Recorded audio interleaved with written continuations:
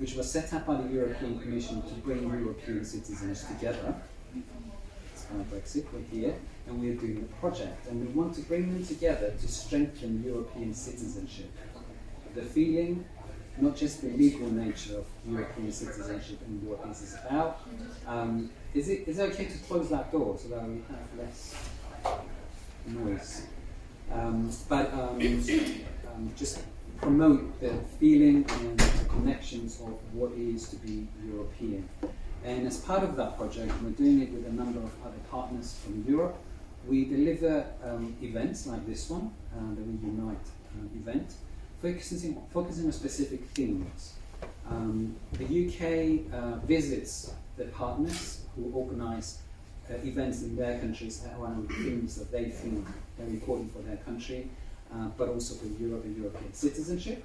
And we organise this one around hate incidents, and that's why we have the presentations, because we feel, particularly around issues of migration, that this country got it so wrong in terms of migration and a number of other issues, and we all allowed to have our own personal views around Brexit and migration and discrimination and issues of integration. But one thing that I don't think ever we should cross the line is what we call human rights, dignity, respect, equality, and valuing our own human dignity for whatever that is. Even if we are not from this country, we all have that. And that's why we're having this workshop today to, as part of that project, to talk about those things from other countries, but also from my personal neighbourhood, where Dave is also from, and also hear it from you. Which is why I asked that I come closer and we'll make it as interactive as possible, and that you share your views about the topic that we're talking today. And we're filming it because we want to put it online so that other people can participate. As I said, this project is not finished. And what we've all found out is that we do this event, and there's how many, 20 of us here, but then if we put it online, and we put it on our YouTube channel, which if you haven't signed up, please do, because we have a number of workshops, a number of training courses, lectures. We've got the RJ webinar series, under my name. I do a number of webinars on restorative justice. What is restorative justice? Restorative justice and gender violence, restorative justice and mental health, restorative justice and hate crime, restorative justice and power. There's a series of seminars that are online on our YouTube channel, and I want to put this workshop on our YouTube channel and allow people to post comments and continue the discussion. Okay. And that doesn't stop this presentation here. It allows us to continue and allows other people to have their views heard through the media.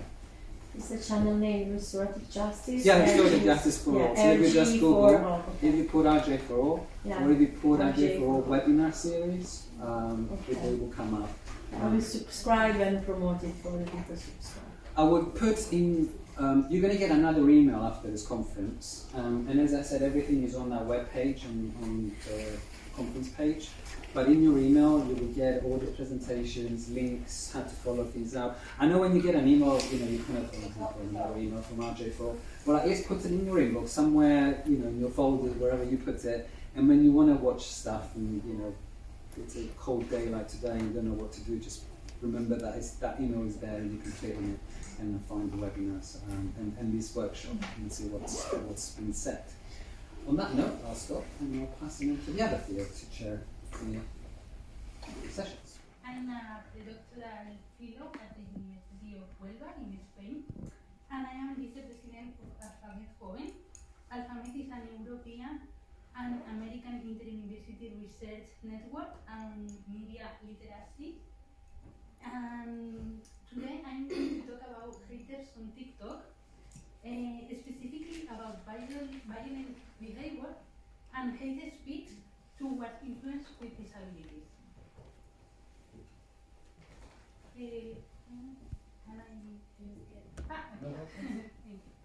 This research emerges in the following context.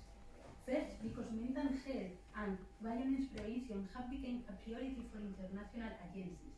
Surveys conducted in 2020 by organizations such as UNESCO or UNICEF, among others, have shown that COVID pandemic has affected the mental health of children and adolescents. Furthermore, digitalization during confinement has influenced the needs of young people with disabilities to access digital platforms in the different areas of their lives, finding benefits in social media but also various and problematic situations. Social network sites such as TikTok are platforms that allow the dissemination of content and interaction with a large audience. So these types of resources are ideal for increasing the visibility of groups at risk of social exclusion, like people with disabilities.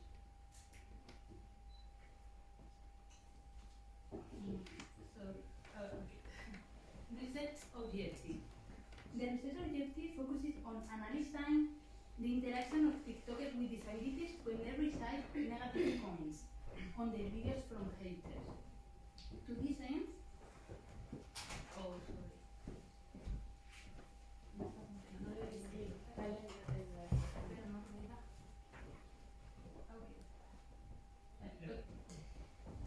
a content analysis was carried out on 10 profiles of TikTokers with disabilities. The sample selection was random and by convenience.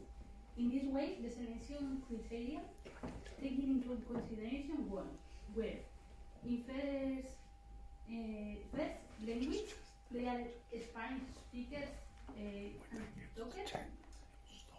2. Interaction with negative comments. They had to have created 2 videos replying to negative comments made by a hater. And 3. The 2 more recent videos from each profile in which they responded to haters were chosen. You want to get rid of all this? It's no, before.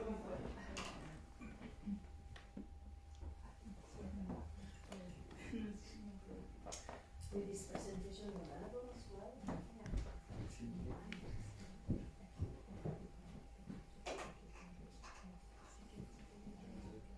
trying to check the notification. Has anyone watched Monty Python's? It was an episode. It was the receptionist, the IT person, the cleaner, the manager. That's me. Yes. Feel with that. Sorry about that. And a chef. Yeah, that's my The man. favorite. That's my favorite. Cooking. Yeah, in fact, I thought when I saw the menu, I said, that's the every We were in the methods slide. I think it's not here for. Yeah. Yes, explain the method. Where? Methods. No. So it is this one. 6. Okay, this one. Yes.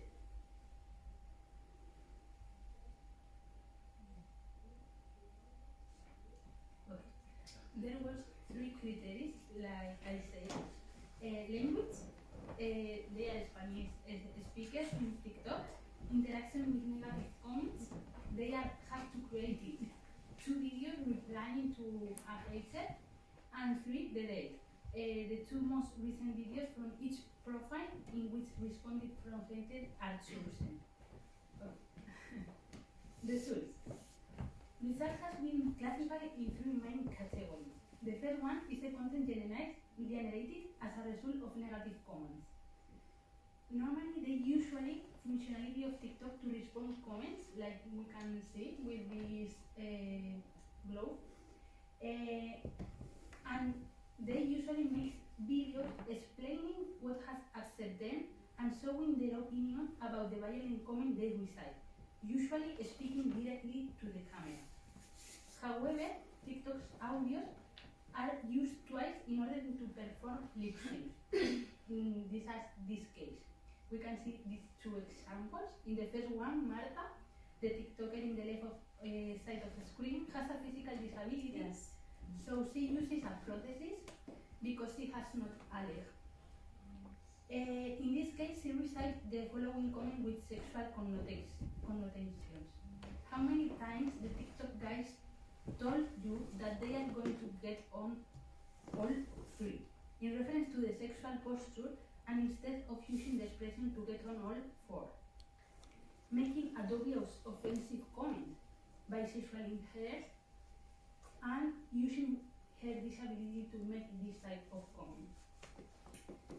She uses a very popular TikTok audio in Spain because it's a sentence said by a contestant, famous participant of the reality show Big Brother. So if you can put Sabina the first video, please.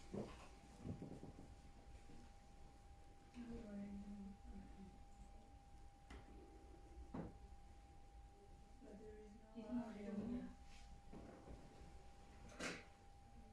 And the video Okay, renders a lot the idea of even if we don't hear She's grasp. so angry, so Yeah. the translation could be he doesn't stop, he doesn't stop, he Yes. doesn't stop. Is the audio.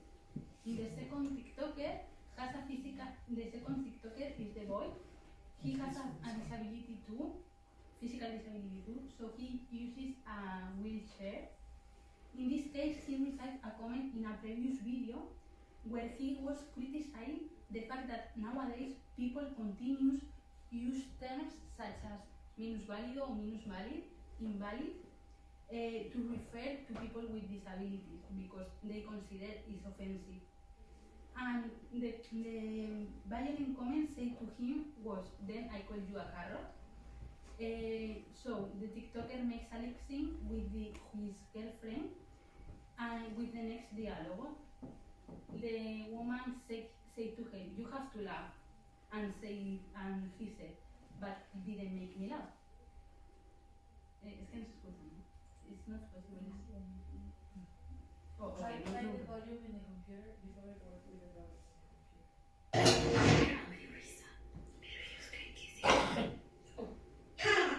This is the dialogue, okay? So he used this audio to criticize the content of the comment to show that he doesn't consider it humor for him. It's rebalancing the content. So Okay. they say you have to laugh. Yes. It doesn't make you laugh out to do it, right? Mhm. It's fantastic. Can I see it again? Okay. Te tienes que reír, pero no me dio risa. Pero ellos creen que sí. Fantastic. This is the second Clap example. them. Next slide, please, Karen. Now we have classified the comments in 4 categories. The first one is comments related to their own disability. We have 2 examples now, and the first one is from the profile of Alan El Ruedas, and the second one of Oyirun. Both have physical disability, and they use a wheelchair too. The Alan's username translation is something like Alan the one in wheels, but the hater wrote him, the one without legs, not the one in wheels. Alan's answer was, "What a scare," said Alan, looking his legs. "No, I am still the one in wheels. It's not the same if the legs don't work as if they are not here." So he used humor and self-affirmation to respond for this unfortunately comment. For its part, in the second example, the hater in the profile of Oyirun said to her, "I thought it was a filter, but no, it's her original face," and used a laughing emoji. In her answer, Oyirun used a vomiting emoji and explained that she had a problem when she was a child and had to have surgery on her head to prevent the expansion of her brain and to avoid brain damage, of disgusting and feelings of pride about herself. The second times are the offensive comments. The first example is a comment located on the profile of Enrique Bernabé.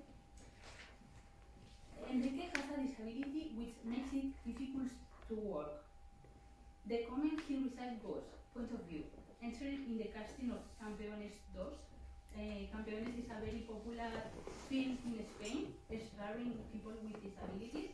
So he said that it is a casting of Campeones 2, the second part of the film. And the answer of Enrique is, it's easy, it's an easy joke. I take no offense. I am limping and with great honor. In this video, he shows that he is proud of his disability and demands more presence of people with disabilities in film, series, mass media in order to avoid this type of comments in the future. On the other hand, we have the comment that Juan recites. Juan has a physical disability and uses a wheelchair. Moreover, on his profile, he said that he is part of the LGBTQ plus community because he is gay. And the hater wrote him 2 illnesses. What a bad run, XD. And used XD as a lifeline emoji. This comment refers to his disability and sexual orientation and refers to illnesses.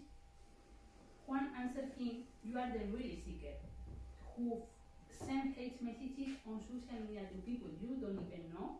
Let people be free from whoever they are." So he demands respect and freedom in relation to sexuality. The third category is comments about the consequences of disability. In this group, we found the following comment in the profile of Alan Rueda. Disgrace your life for a bad act. Alan explained in previous videos that he became quadriplegic from doing a somersault. The TikToker said answering this comment, "I'm sorry, but I don't see myself as disgraced. I respect, but I don't share your opinion, that being in a wheelchair is making your life miserable." The second example is a comment sent to Andrea, a TikToker with autism. And in this case, the negative comment was, "Girl, time goes by, and when you notice, you'll be alone."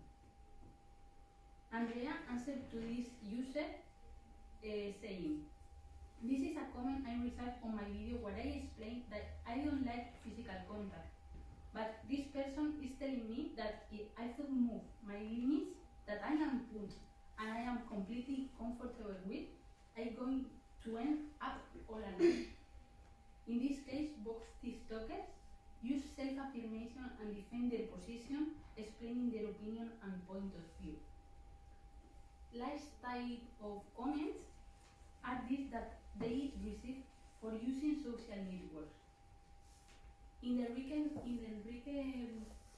profile, we can find the next comment.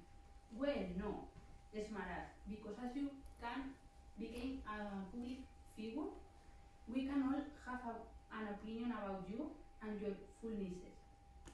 Enrique says a response video explaining, "This wonderful hater tells me this. Here it's necessary to establish some limits. I put my life in social media, but you must give your opinion of what I am telling or what I am talking about. Not what you imagine. This doesn't work like that. Sorry." So he defends his right to not receive offensive comments even though he's a public content creator. So we have identified 3 purposes of TikTok response videos. The first one, visibility. They use the platform to show and normalize their disability. The second one, social awareness. They use the social media to try to make people recognize and understand the reality, barriers, and needs of people with disabilities. And the last one, demand or claim. They use TikTok to demand respect, freedom, empathy, and visibility of disabilities. As conclusions, we can say that social media are platforms where hate is promoted. Disability is a condition that unfortunately continues to be used to promote hate speech. However, we have seen TikTok give users with disabilities the option to respond with powerful and activist messages, as well as interact with their audience.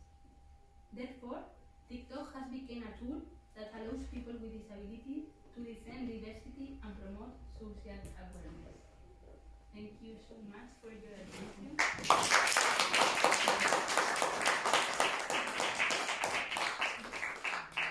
I'm taking notes in the phone. Okay, I don't know if you have a question. Yes, do we have questions? So, no, just maybe I missed. I mean, these people are influencer. How many followers they have? Over age, this 10 that you choose random. it's different. Different sites. Yes, Yeah. different followers. Maybe So they have 10,000 or Okay. But maybe they are more. influencer. Yeah. Okay. Perfect. And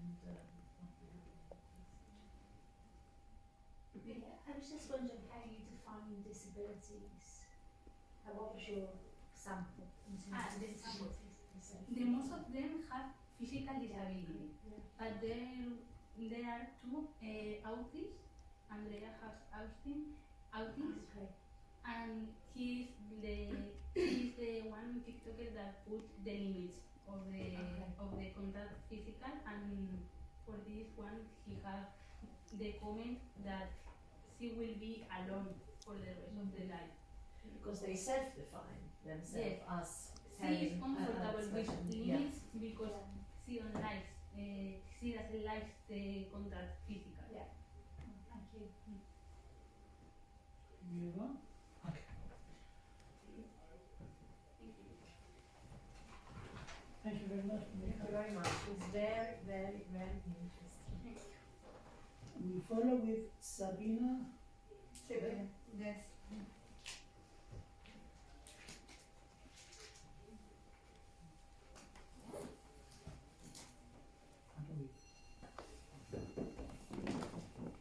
Well, I'm afraid to tell you that I'm not talking about masculinity as you can see in the program. It's because there is a mistake. Okay, so my presentation is also about social media and how they allow discrimination content on platform. Okay? Sorry for that. So I'm Sabina Tirira and I'm going to talk about how Instagram allows discrimination content in their platform. This is a research carried out by Luis Miguel Rodriguez, Amparo Civila, and me.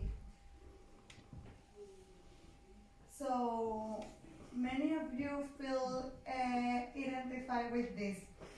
Me first, I've been there 10 minutes and I've been already missing my phone, so what I want to say with this is that we spend a lot of time in the platforms and that influence the way we see society and the way we interact with the society.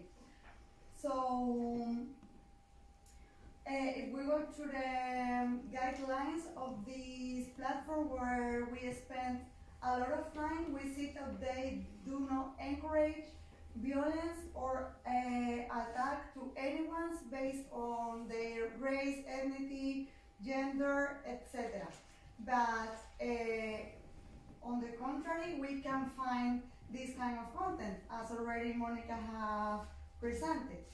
So you can, if you want further information about the guidelines, you can scan the QR code and you will find all the guidelines of Instagram. I'm trying to scroll down, but no, okay. So now to scroll up, it doesn't work. On the previous No, one. okay, yeah, I want to go to the previous one, please. Okay, so one of the one hashtag that we can find on the platform against a community is the hashtag an explicit hashtag, and it has 17,000 publications under that hashtag. It may cause exclusion, discrimination, demonization of Islam, and promotion of Islamophobia. We also find other hashtags like Islam terrorist, or Stop Islamization of Europe, but the hashtag don't have as many publications as this one. So what's happened when I reported it?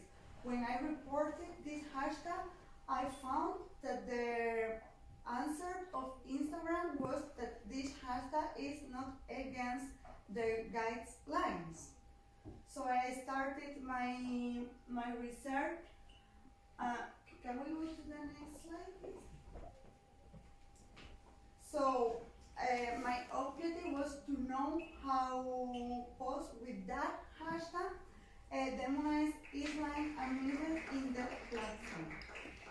sample was 474 posts with this hashtag taken during 7 months.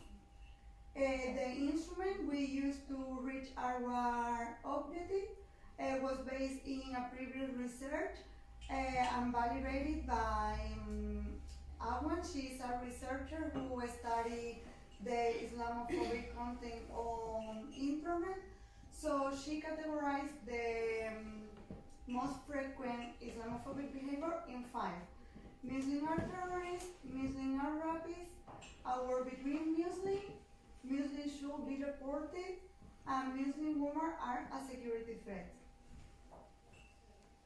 So the result of our research are that the posts under the hashtag contain 63% of publications that represent Muslims as a security threat, 18% Muslim as terrorists, 30% Muslims should be deported, and the rest between rapists and women as a security threat. So there is a video there, if you can play it, please.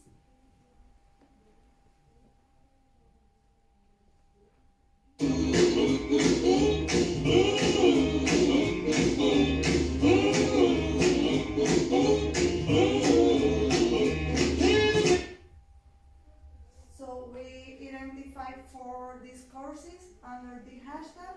One of them was political right-wing campaigns, migration, patriotism, and terrorism or vandalism.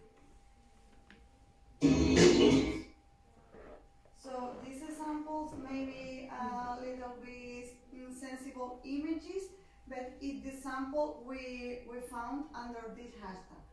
The first image is a political campaign, and we see how they use Islam to promote their idea and get, and gets more people follow them. Then in the second one, we see a meme about migration and how there is a Muslim people represented with a whip. The second one about patriotism, say defend Europe as if they were not Muslim, they were not European Muslim. And the fourth example, as we see, it's about terrorism. I don't want to read it out of loud, but you can see the example. So our conclusion were once links to Monica presentation, and is that the platform promotes and allows this kind of content in their feeds, and they allow people to interact with the content, and even you can go now to Instagram, type Stop Islam, you can follow the hashtag, you can do as if were a regular hashtag. So these posts are also again their community standards against their guidelines. So there are no clarification like what kind of guideline are they follow. As a third point of my conclusion, it's that the hashtag Instagram is composed of 3 pillars: through the political messages, reinforcing that Muslims are terrorists, inciting fear of being invited.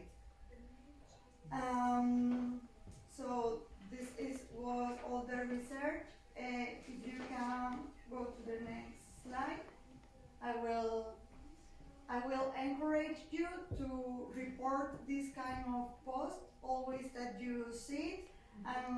If you don't know how to do it, I will explain it to you. If it is an account, you go in the corner up, you will see 3 dots, and there you can report the content, and you have the option to say why you consider this content is against the guidelines. And in the case that there is a publication, you will find the 3 dots up of the the image. If you want further information about how to report a publication, you can scan the QR code and see it there.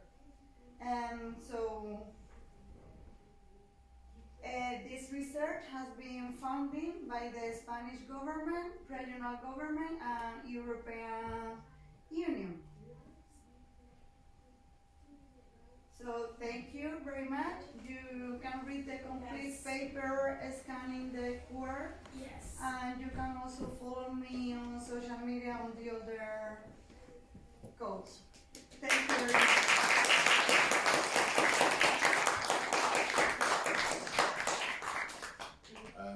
Currently in our particular area of London, although it was a very, very deprived part of London, it's now, because it's central London, it's being developed.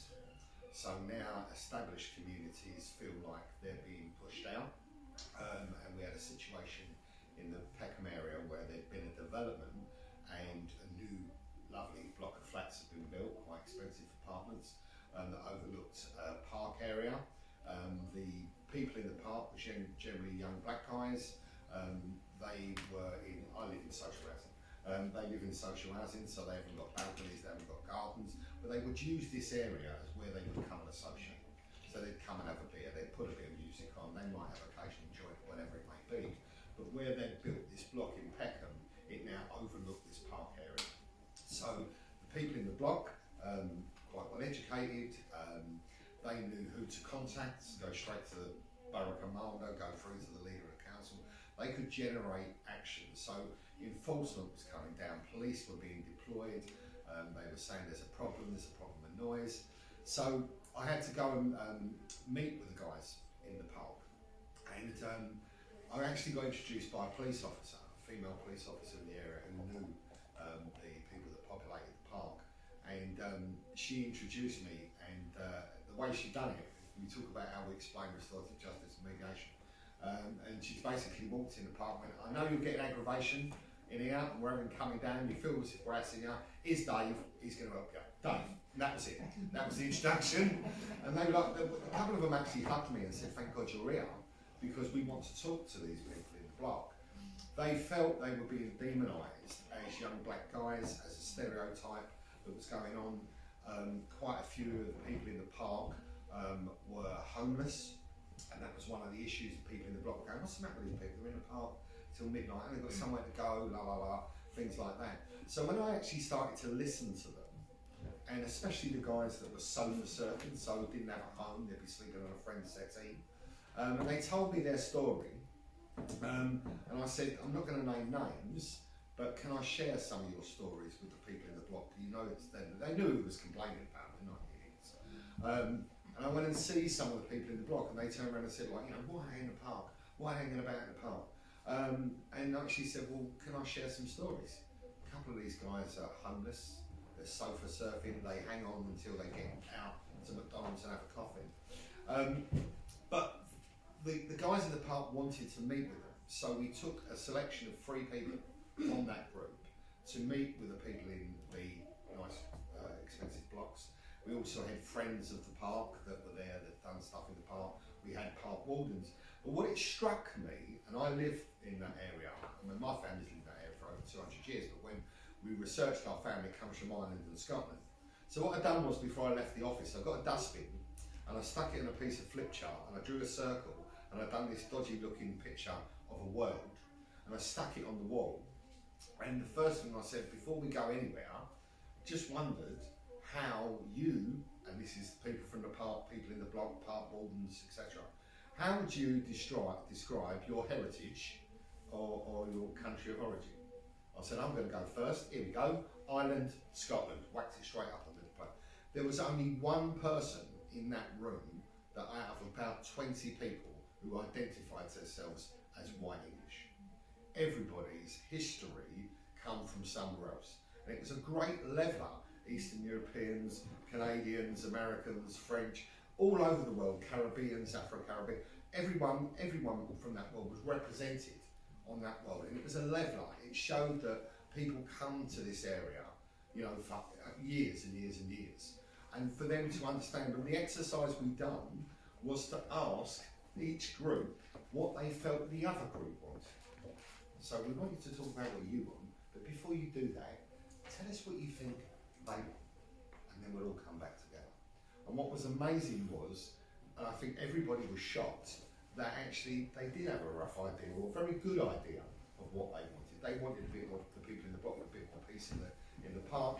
They knew that the people in the park probably wanted to be there and wanted to associate. So we come up with an understanding of what would work, that we could all occupy this space. But at that time, everybody was demonising each other. You know, they're digging us out because we're black, they're digging us out because we've got money, they're digging us out because whatever it may be. And when we pull them together, we've done that exercise. And I think any situation where there is hostility, there is an opportunity. I wish I had a pound note for every time someone said to me, there's no talking to these people. My response to that is, when was the last time you had an opportunity to do that? No? Because when we bring people together, we bring them together for nearly 2 hours, right? Their interaction, if you think about a spark or a confrontation at a door, it's a shouting swear, oh, shut up you, boom, boom, boom. It's seconds. Even if you watch the fight break out the pub, it lasts seconds. An interaction lasts seconds. And one of the main questions I ask people, whether I'm dealing with gangs, neighbours, couples separating, divorcing, is this question. You might want to ask it your friends and family when they come to you with a conflict. How does the other person see you? Second question, why? Now, when we ask that question to people, like for argument's sake, the guys in the park, when they've been hassled by the police for no reason at all, kept getting turned over to what they're going, they turn around and start shouting and swearing at people in the block. That was the last freeze frame issue. So when I asked them, I said, how do you think they see you? They went, aggressive. And I went, why? They went, well, last time the police come around, we told them to go themselves. And I went, right, so they've got that freeze frame. That's the last image they got. I've got this interaction with you that's going well. I want them to see this interaction when we come together in that room. So it's always to ask, how does the other person, and the people in the block were like, we've got money, we're rich, whatever it may be, we're privileged, all those sorts of things. Or the fact that, when they think that we're digging them out, we're getting the police to use them as our own little army to go and police them. They knew exactly what it was about. But actually bringing people together and finding out what actually unites them, or understanding the impact of what people say to each other when they grasp what I call one of those rocks and throw it, is important. And that's the role I think we've got in this room today, is to have more opportunities. I was listening to how everyone, our European partners, and even us, struggle with the word restorative justice. I've struggled with the word mediation for years. And when people go to me, what's mediation? For mediation, I say it's a conversation you probably should have had a while ago, but never had the chance. But we've got it now. That is what it is. Thank you very much. Shame you never called on.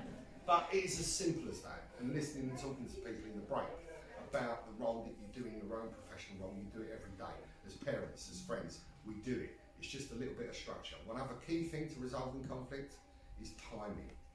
That's crucial, right? Because what didn't work yesterday, what may not work today, could work tomorrow. And what we offer is a process, is a time and a date, and the opportunity that both people are signed up to resolve that. And if people are scared, so I'm not coming in the room today because I'm worried they're going to jump out their chair and hit me, I will name that. I'll say, can I go and tell them that you're worried about that? You've got concern about it going drastically wrong. I'll go and ask that question. I'll put it out there on the table from when people come. So far, in 36 years of doing this, when we do firearms, baseball bats and arson, we've never had a kick-off in a room for that reason. So yes, you do have to be tight. Yeah, you do have to be strong. Like our stuff in the schools, you've got to be trained to do it. So my point is this: we have an opportunity to bring people together. We have an opportunity for people to understand. We have an opportunity for people to find out what actually unites them and the impact that what we do and say has on other people. We've all said things that we regret and crossed the line. We will always go for the biggest rock and throw it at the person because at that time we want to hurt them. And yes, we probably do.